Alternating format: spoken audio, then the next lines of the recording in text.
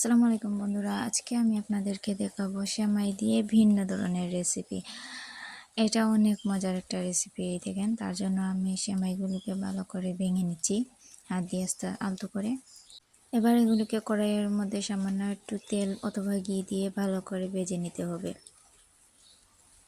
ভেজে নেওয়ার পর এখানে একে একে উপকরণগুলো দিয়ে দিবেন। প্রথমে 1 চামচ গুঁড়ো দুধ, আপনারা স্বাদ মতো দিতে পারেন। চিনিও সবাই স্বাদ মতো দিবেন। চিনি দিয়ে দিলাম।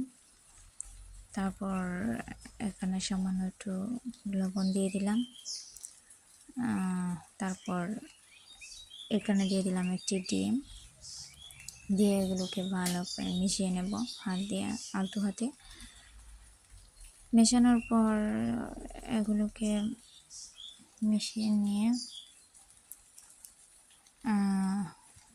একটা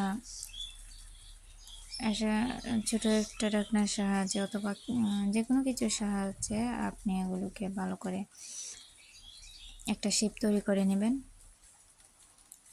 এই দেখেন, শেপটা তৈরি করা হয়ে গেছে।